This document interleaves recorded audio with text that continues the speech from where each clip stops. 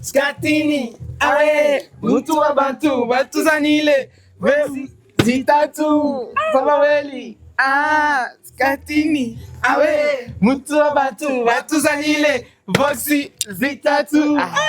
Indirimbo Kirisese ikoze amateka adasanzwe hano mu gihugu cyacu ciza ca Bujumbura ndetse no hanze y'igihugu.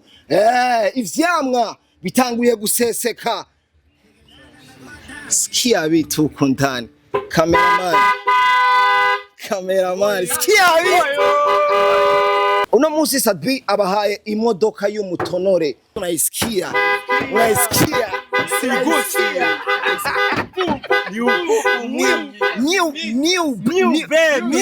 New baby. Namarira man. Umwe mu baririmvyi ba Sadbi ndamubajije ikibazo. Aho ndamubaza iyi surprise bayakiriye gute? Ntashimye kunyishura ariko ubwo nyene aciye akorora monsozi aciye arira. Akontira konta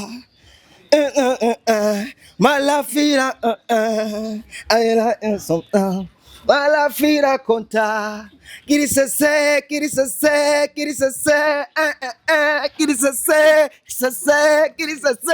yeah. Buja Up Academy indirimbo yanyuganjije isi iranyuganga kubwiye indirimbo ikoza amateka. Iyo mubonye izina Buja Up Academy muri yumvira vyinshi ngo vyatanguriye he canke ayo mateka je azana na he. Indirimbo Kirisese ikoze amateka adasanzwe hano mu gihugu cyacu ciza ca Bujumbura ndetse no hanze y'igihugu. Ivyamwa bitanguye guseseka. Sikia vitu kundani. Cameraman, sikia vitu.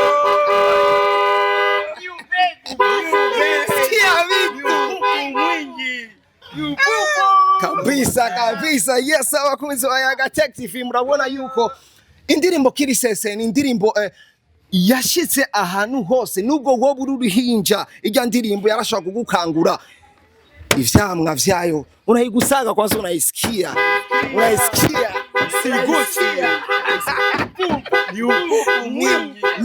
new baby.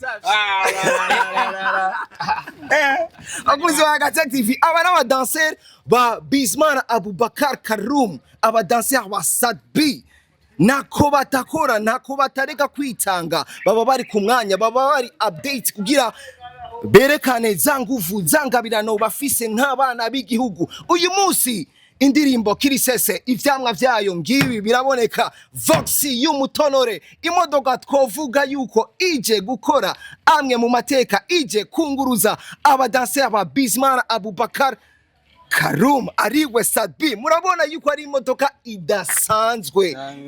Ni imodoka idasanzwe ariko imbere yuko tubona yuko bavyishimiye bano bahungu chani wape mic basi waonge. Inakuwa vipi? Poa sana. Fresh mtangu. Uko fresh?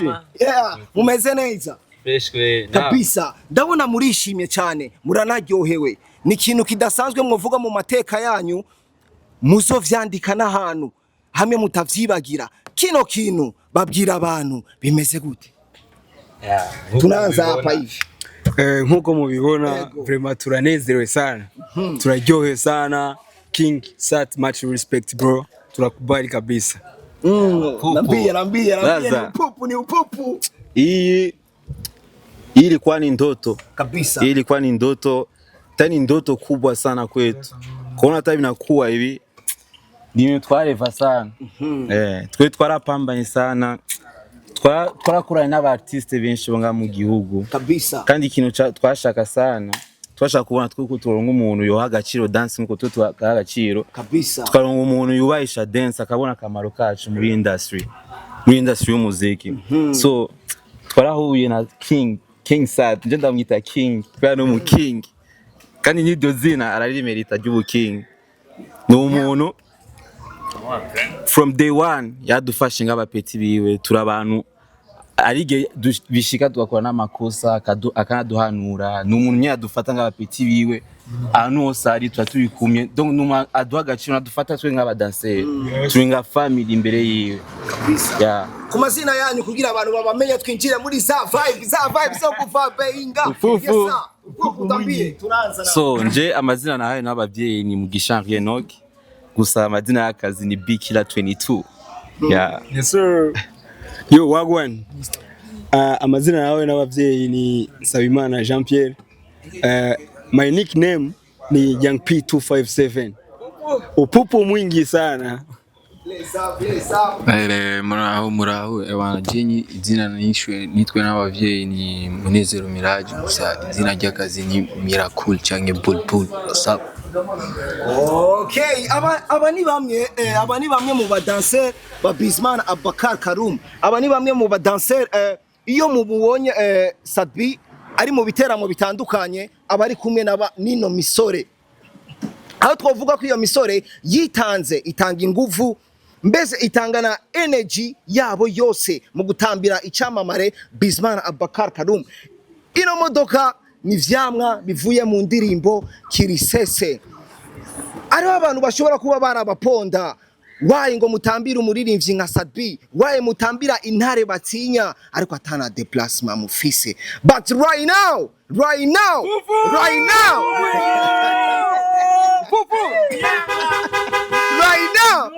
yes ibintu biri kugwego Vemusozi tatu Sanaweli Skatini awe mutu abatu batuzanile Vemusozi tatu in my life I conta when I see I'm slow down my account I conta kita in my life I conta when I see I'm slow down my account I conta Kirisese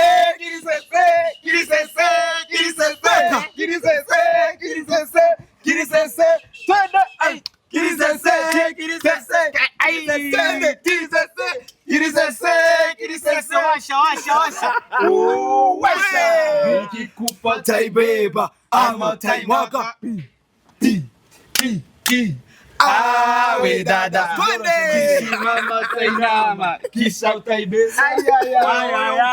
Yes ikintu nagira ndabasabe turashobora gusohoka mu modoka tugahagarara imbere y'imodoka imbere y'ivyamwa bya Buja Up Academy babona ya mateka babone ya misore itagase babone yuko aho ino misore yashimye waliosema twendi mbali sasa hapa ni wapi hapa ni wapi ariko dukeneye kumenya uno munsi Sadbi abahaye imodoka y'umutonore imodoka twovuga yuko ishobora kuba iri na rêve ya buri muntu wese ariko arayibahaye mwebwe aritanze kugira muronke déplacement yo kuza mwiyunguruza aha naha mwari muvyizera yuko bishobora kuzoshika mugahabwa surprise nk'iyi ukuntu byari bimeze twari tuvyizera mugabo urashira rêve hama ikintu gishitse ubutangaye nagatangaro turatangaye mu bisanzwe Iri reve twari dufise ikintu king so tugera gukoresha ama content kandi kadufasha muri transfer tubwira one day nzoba ikintu kandi kuva tugitangura muri Ishamitv yatubwiye iryo jambo ni tuzoshika kure mwarafise confidence bari mufise cya cyizere nubwo king abitubwiye turizeye ko bizoba cyane kabisa nikini yaratubwira mye ari umunsi nzoba korera kana uyu munsi yaraba kubisa ikintu twokwita surprise irenze turavyemera mu bisanzwe surprise irenze uyu munsi nababwiye ko ari umunsi udasanzwe umunsi w'amateka aho twovuga yuko bamwe mu misore iriko irabikora neza hano mu gihugu cyacu ciza cy'u Burundi ni misore igaragara cyane mu mavideo atandukanye ya Bisman Abubakar Karum ariwe King Sadbi intare batinya Mr Satellite di Burundi. Uyu munsi ino misore baje kugaragaza ivyishimo vyawo, ivyishimo bidasanzwe.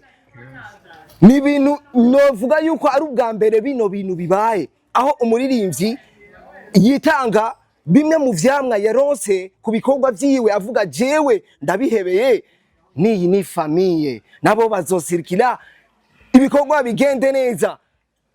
Surprise nkiyi mwayakiriye gute big man?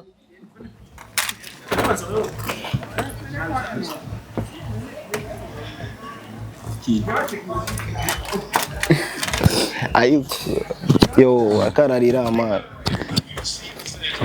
akararira man.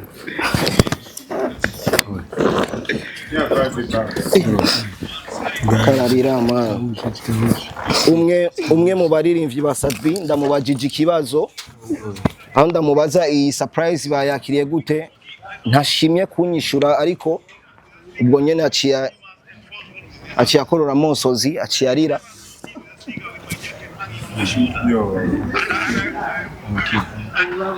Ndamubajije bimwe mu bibazo, aho nashaka mbwire ino surprise Bizimana Abubakar Karum ari we Sadbi yabakoreye ivyamwa vy'indirimbo kirisese, ntashimye kunyishura, ariko amosozi ni yaciye amutemba mu maso.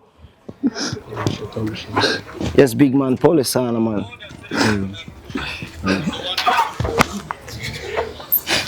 Oh.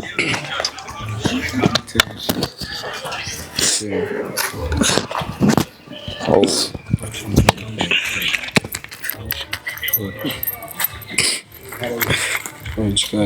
Pole sana, pole sana.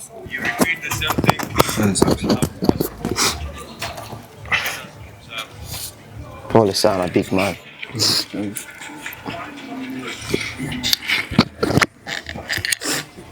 Oh, sorry sana.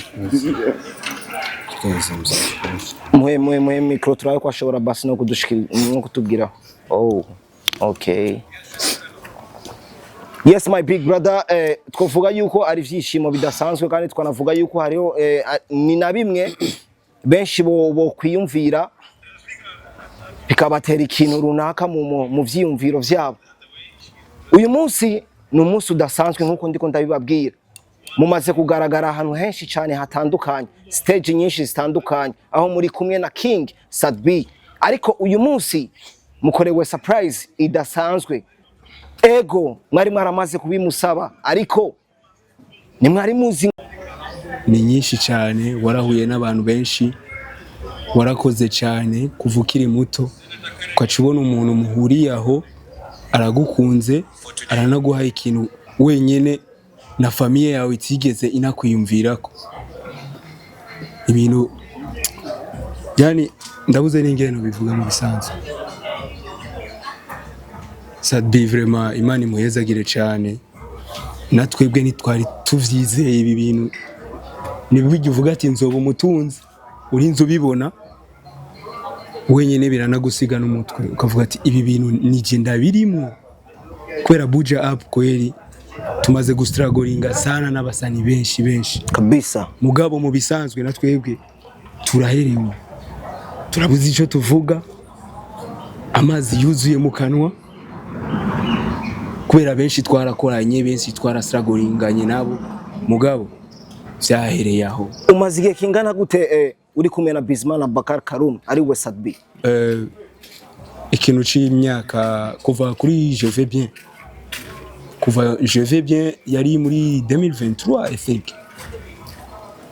Yeah, Je vais bien yari muri 2023. No kuri no mwanya 2025 tukiri kumwe. Kabisa, urashobora kuba wari ufise vision nyinshi zitandukanye, ariko imbere yo kuza kumutambira Sadbi, wabona yuko bishobora kuzogushikana he? So nari mfise vision nyinshi sana zo gushika kure. Mugabo igihe naje gutamba kwa Sadbi, hariyo level nabonye irengeye yaho jewe narindi. Nawe urabizi yuko ugiye ahantu gukora, ugasanga aho hantu ntihari ko harakugira ube satisfait, ukacuja handi ukacusanga uri satisfied cyane, ucuguma aho nyene kabisa, kandi ucubishiramo umwete kugira aho hantu ntuzokwigera uhava. tuvuge yuko nawe wamaze kuba satisfait kuba uri kumwe na Sadbi. Kuri jewe narabaye satisfait kandi cyane kabisa kubera nimboneka rimwe nivyigeze bibaho ku bandi. Buja up Buja Up Academy. Yongere ko ayobore please. Nyam. Iyo surprise wayakiriye gute? I surprise Ego. ikintu cy'agaciro cyane. Na jewe ari jewe naherewe mu bisanzwe je naje nganiruka ntazi ico nje kuraba. Wow. Shite nsanga izina Ukironka apele yiwe ya Sadbi wibajije ko ari iki yo akeneye kukubwira cyangwa kubaza muronga. Je narinzi ko ari vya bindi bisanzwe nyene duhura ngaha gashiringa nyene yababesha tugiye ko tuje gukora content. Je nivyo narinzi. Wala turagenda no kurondera ibyangwe kabisa muri terabwi ivyangwe. Je naje niruka ngamvuga ati content ira uyafashe taxi ya 60,000 ya 60 Fasta. aviendricier. Wow. Ushitse ngaha urabibonye n'amaso yawe yuko ari imodoka. Mbwira ikintu ca mbere watanguye kwiyumvamo mu mutima wawe big man. Ikintu ca mbere je natanguye kwiyumvamo yumvisemo umunezero udasanzwe je nyene ntari niteze mu buzima bw'iwanje yuko ikintu nk'iki cyobaho. Wow. Akaba umuririmbyi nka Sadbi yokora ikintu nk'iki. Wow. Baraponze baravuza amajambo menshi atandukanye, bamwe mu badanseri mwafatwa nabi ariko uyu munsi muri vyamamare nta stage nimwe twobarondera ngo tubabure, muba muri updates, muba muri ku mwanya. Yego Ico kintu mwocishimira gute Sadbi? Mpomere Mike big man ngaho. So jege nashisenga murambaye urufunguzo rw'umuduga Wafuye gushika direct twase turi babiri igihe mwashika nga iyi modoka nayo mwabona nga oya nitwaye twayihaye atasiyo kwiraba gusinzi ko yariringa gusa na t-shirt twayihaye kabisa twashise twinjira direct tugiye kumusanga yaraporesheje kabisa twantu kabizi bora sema vipi sasa leo tatima ni content nini tukasa acha tushuki nta kibazo nikari content ya modoka hii atatuplace leo kabisa. Tunafika hapa toka nje na wana kids tuna grief. Aha Niri watu tabiona waliosema tutafika mbali. Sasa hapa ni wapi? Nirihe jambo Sadbi yakoresheje akibereka iyo case? Wadogo zangu nina upupu leo. Unasikia hiyo? Nina upupu leo. Tukatoka nje akatupika. Upupu kabisa. Upupu nivyishimo bidasanzwe. Ni upupu tukadajadi upupu. Nivyishimo bidasanzwe aho benshi bibaza yuko uno mwuga wo gutamba benshi batabifata nk'akazi canke benshi babona yuko ari ibintu bijana abantu mu nzira mbi, ariko uyu munsi bimwe mu vyamwa biriko biraza kandi bariko baratagata mu buryo bwinshi butandukanye. Ni iyihe manuro mwotanga ku bandi ba artiste bafise abadanseri babo babami inyuma baba bari kumwe mu kazi kabo? So nje ikintu bwira abandi artiste Ego je ndi ku munsi wa mbere dukorana na Sadbi yari muri 2023 ni bataye 2024 muri Je vais bien. Avaye kwa namarira twaragiye pembeni turavugana tubwira wadogo zangu Ego mimi na ndoto na hiyo ndoto tukienda pamoja tujane tutafika mbali kabisa. Tutafanya vitu vingi tena vikali. Twarakora n'abandi abastari benshi twarakora press n'abastari bosonga mu Burundi. Gusa we nawe adukeneye ariko tuita tutapasha fika mu kazi yake. Akatuambia nini wadogo zangu mpoeshe tu kila kitu iko na muda wake kabisa. Gusa mwe ari ibintu zo gukora birenze sana. So uraona from day one ya unuku nyatuvugisha nyadufata nk'abadanseri twari tumeze nka famille turi gang yiwe saa tuna ahantu yogenda atadutwaye twese. Wow. Antupigia simu wadogo zangu mko wapi? Mwenjo family niko naye. Tukamugwamo tunachangiza ma ID antuambia wadogo zangu kuna kitu ni hivi na hivi tatumika ni hivi na hivi. Yani hapa kwa kile kitungo uni msanii uni dancer kajua hii kazi tumo ndani sisi sote ni wa artist kabisa. Sote tuko artist ni kategori. Mufise namwe ngabirano yo kuririmba. Oya Mu artiste kuririmba gusa. Artiste harimo kategori nyinshi sana. Kabisa. Twe turaba dancer. Na n'umuririmbyi. Okay. Donc nyabayemo kakantu ngo nje ndumuririmbyi na muri aba dancer.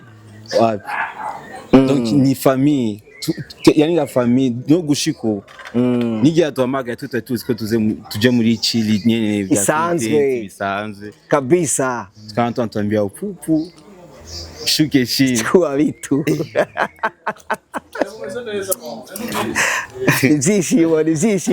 Nivyishimo bidasanzwe kandi bitanduka. My big man mumpere mic kidogo. Nkeneye kumenya iyi surprise kabisa, ni surprise iteye ubwoba. Umuntu wese ni abona kino kiganiro nimba afise wa mutima wo gushigikira impano nyinshi zitandukanye, bino binategerezwa kuvyakira kandi ategerezwa gutanga support zitandukanye. Hari indi surprise Sadbi yashobora kuba yarabakoreye imbere yuko akora iyi turiko turabona uyu mwanya? Surprise yadukoreye ni nyinshi. Ukuntu gusa twagiye turabana ari utuntu yaratubwirira rimwe twe tukabona n'utuntu nyene yatubwiriye kubera adushimira. Sasa nanje kwanza nobanza nkamushimira cyane gose, ahubwira ati urakoze cyane kuduha nk'ikintu nk'iki, si ikintu coroshe kabisa. Nuvuga ko ari ubwa mbere bibaye nga muri iki gihugu cyacu, kandi iki cyofasha n'abandi bantu bakacigira ko bakaza baratera intege abandi bantu, ku buryo umuntu wese abona ko yakoze akishimira icyo ariko arakora. Bamwe mu baririmbyi bafise aba danseur babo kandi twovuga yuko bakunda kuba kenshi bariko barakorana, ariko mwebwe mwashimye kuguma mutambira Sadbi. Ico kintu kuri wewe wacungutse mwiki?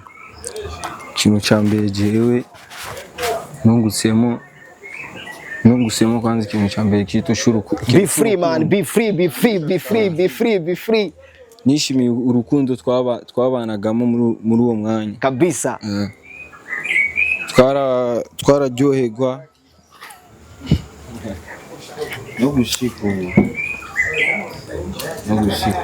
no gushika ukuntu tubanye. Ikintu nyene kinini cyane kuri twebwe, ari binadufasha byinshi gose, kandi n'umuntu yitaho abantu baba bari kumwe muri uwo mwanya kabisa. Je ndaryohewe kuba yaduhaye iki kintu tuzoba kiradufasha mu kazi tuzoba turimo. Ndaryohewe cyane. Aho banditse ya mateka naya basi ntibibagire kuyandika hahandi.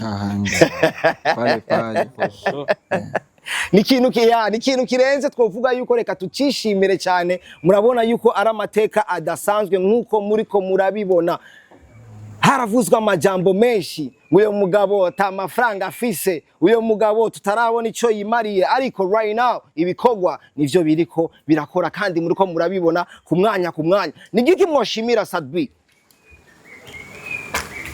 Cyambere jewe novuga ko no musabira ku Mana atera imbere mu kintu cyose yishimira gukora, mu kazi kiwe Imana ikamwongereza ibintu byinshi, ikamushikana kuri byo yifuza byose. Irinde n'umuryango wiwe, twongera twumushimira kuri iki kintu yaduhaye kuri uyu munsi akoze kabisa. Baye Mike, ni giki woshimira Sadbi? Je kuri kota satswe none uvuga ngo nangoye kubikarikira ni byinshi ifise byo kumushimira. Niki kwanza icyo nyine nukunda kiora ngana abuze n'ibintu ngumavuka birarenze aba risha kusata utora kitucha hivi kweli wewe indazo igendesha hagati yanyu twese